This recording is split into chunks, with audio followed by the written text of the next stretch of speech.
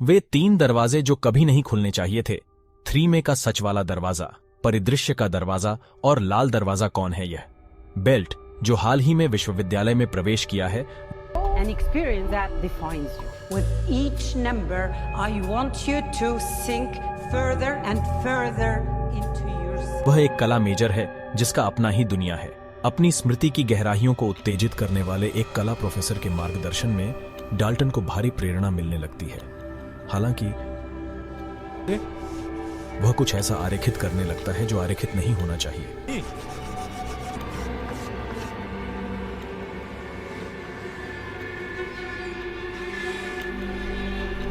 ओह नहीं, काश मैंने रोक दिया होता। मैं इसे आरेखित नहीं कर सकता। यह बहुत भयानक है, लेकिन ठीक है।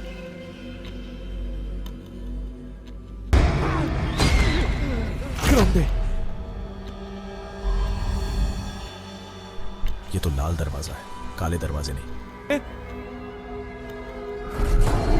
क्या ये ठीक है?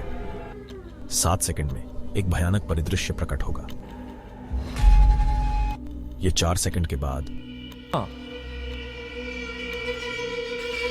2 सेकंड के बाद, 1 सेकंड के बाद और फिर वायरलेस परिदृश्य के रूप में प्रकट होता है। Are you floating yet?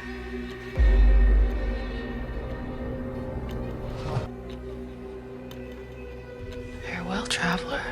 Oh God. लेकिन इसमें कोई लाल धब्बा नहीं है। इसे इस प्रकार से रंगा क्यों है? और डाल्टन की स्मृति में कुछ गिड़गिड़ाहट होती है। क्या यह स्पष्ट नहीं है कि यह मोहर तोड़ दी गई है? Dark realms are typically places I try to avoid. I have to find out. आरेखन के दौरान डाल्टन अथार्विक प्रक्षेपण का अनुभव करता है। यह कौन है? अपने चेहरे पर लिपस्टिक लगाने के आगे की जगह तक एक राक्षस सा प्रकट होता है और इसके परिणाम स्वरूप वह एक आत्मा के समान असमान, एक भयानक शरीर, भयानक आंखें और एक लाल चेहरे वाले होते हैं। लगभग 2 सेकंड में हैरत अंगेज होने के लिए तैयार हो जाइए। डाल्टन के पिता मिस्टर जो भी डाल्टन की तरह एक प्राणी से मुलाकात करते हैं।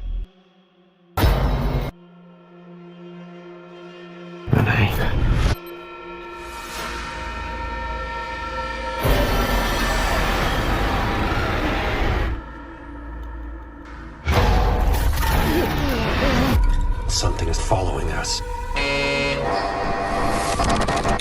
और वह स्थिति जो मरीजी डराने वाली MRI डर का कारण बन गई। क्या इस आदमी ने धनवान व्यक्ति को थोड़ा छोड़ दिया है? क्या उसे पूरी तरह से छुड़ा दिया गया है?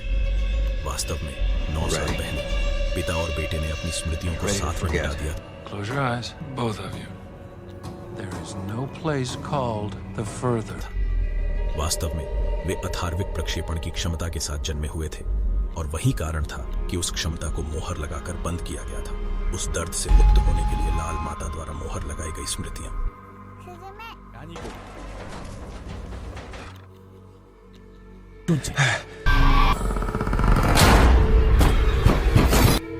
हर चीज क्वीन के अनुरोध से शुरू हुई, जबकि दुख के स्वामी ने अपने एकांतवासी जीवन को जारी रखा।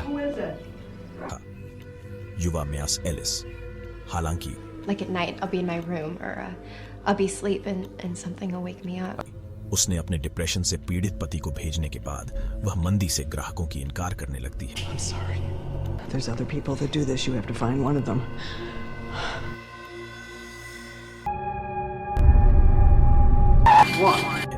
लेकिन एक रहस्यमय ट्रैफिक हादसे के बाद उसे एक अज्ञात आत्मा द्वारा हमला किया जाने लगा।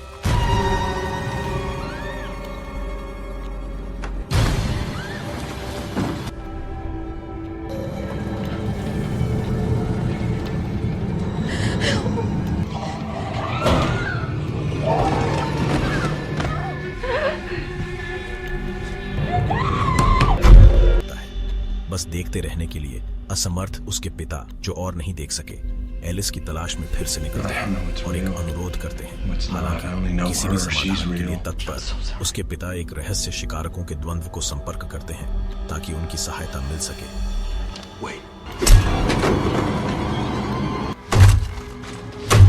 हालांकि एलिस प्रकट होती है। वह अपने दम पर साहस इकट्ठा करती है और आती है। जैसे ही वह करती है, भूतों की आवाज शुरू हो जाती है। वह इस जगह से चला जाने की कोशिश करती है, लेकिन शैतानी आत्मा की बातचीत जारी रहती है।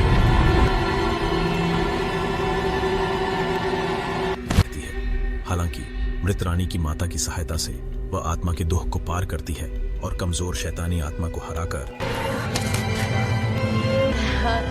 आत्मा की छाया से सुरक्षित भागने की अनुमति देती है।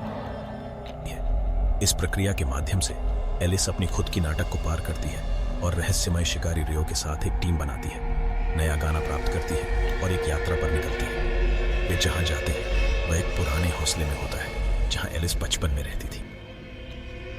Did you see a ghost? Yes, I did. कहानी हमें एलिस के बचपन में ले जाती है, जहां उसे बचपन से ही भूतों को देखने की क्षमता थी। Go on, open it.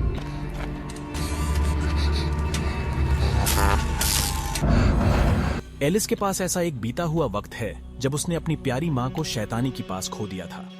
सब कुछ अपनी किस्मत होने का समझकर एलिस अपने गांव में पहुंचती है। Hello, Christian. Girls, come on, let's go. Come on. और संयोग से अपने छोटे भाई क्रिश्चियन और उनकी 2 बेटियों मेलिसा और इमोजीज से मिलती है। अपने दर्दनाक भूतकाल का सामना करते हुए वह अपने बचपन में खो दिए गए संगीत बॉक्स को याद करती है, Dad? जिसके द्वारा उसके सामने फिर से आती है रोशीली बड़ी बहन।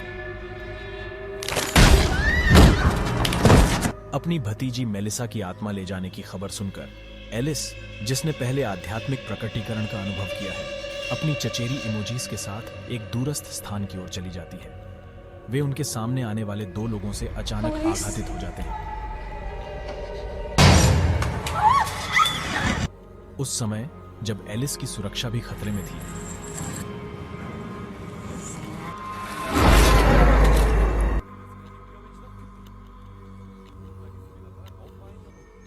तब एक म्यूजिक बॉक्स की आवाज सुनाई दी जो उसकी मां की आत्मा थी, और फिर से अपनी मां की शक्ति और प्यार के साथ उसने सुरक्षित रूप से बचा। Hands off my little girl.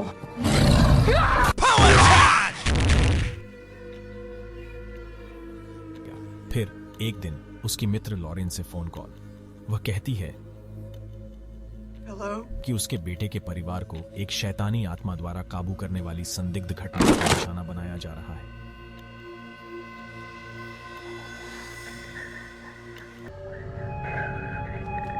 इसी तरह परिवारों को लगातार दुख झेलना पड़ रहा है।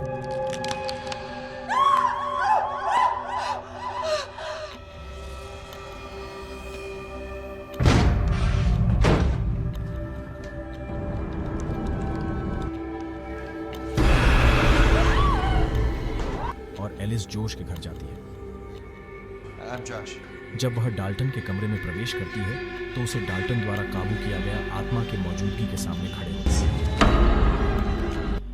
एलिस समझाती है कि डाल्टन की आत्मा, जो एस्ट्रल प्रोजेक्शन कर सकती है, एक और दूरस्थ स्थान में खो गई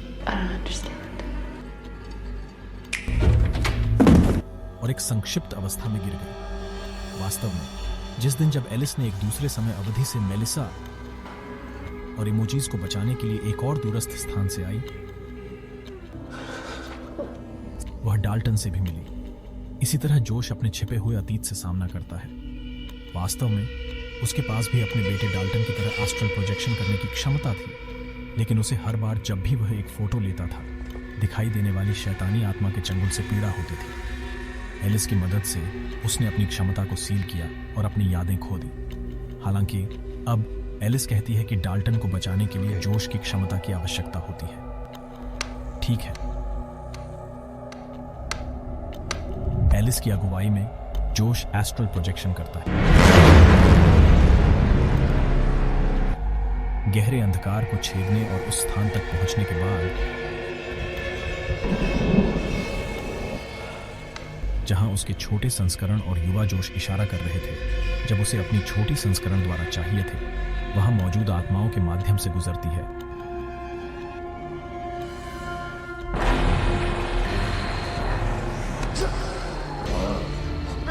उसे डाल्टन के नक्शे में देखी लाल खड़ी होती है। उन आत्माओं को पराजित करने के लिए उन्नत तकनीकों का उपयोग करते हुए वह घाटी में लाल दरवाजे को खोलती है और सुरक्षित रूप से वहां फिर से डाल्टन के साथ बाहर आती है।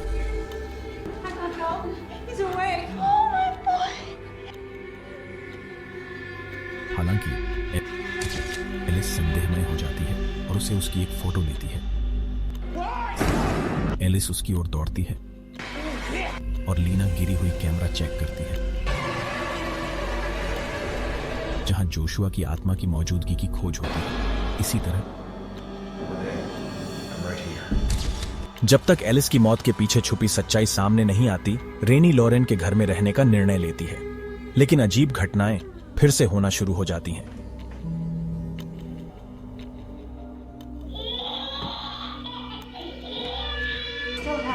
Elise is dead. No one's talking about it. Someone murdered her. Then let's talk about it. You think I did it? उन्होंने इसका सामना किया और लॉरेन एलिस के साथी को ढूंढने चली जाती है। वहां उन्होंने एलिस की पूर्व सहायक से मुलाकात की और उन्हें अलग कर दिया जाता है। Hi, Carl. It's been a long time. Elise, we are calling out to you. Please tell me, are you here?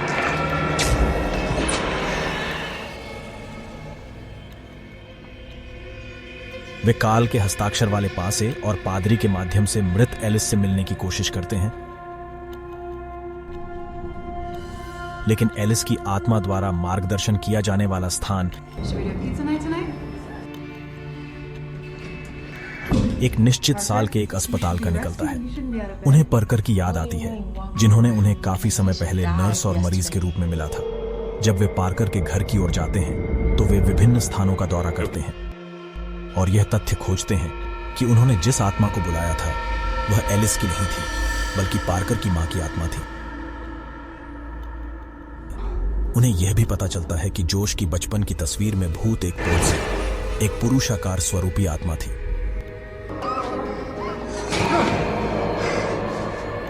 उसकी मां की प्रतिशोधपूर्ण आत्मा द्वारा नियंत्रित एक अस्वस्थ कर टाको काल को उसकी पहचान जानकर हमला करती है और बदले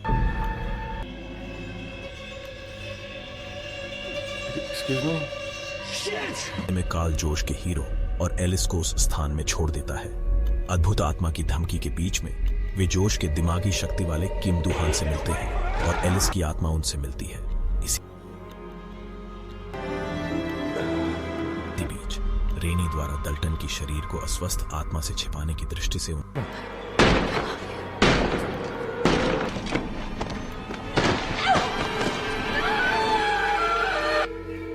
त्रासदी उठानी पड़ती है। लेकिन जब वे दूसरे संख्यात्मक से बाहर निकलते हैं, पार्कर जो जोश के शरीर को आवासित कर रही थी वायुमंडल से उड़ जाती है।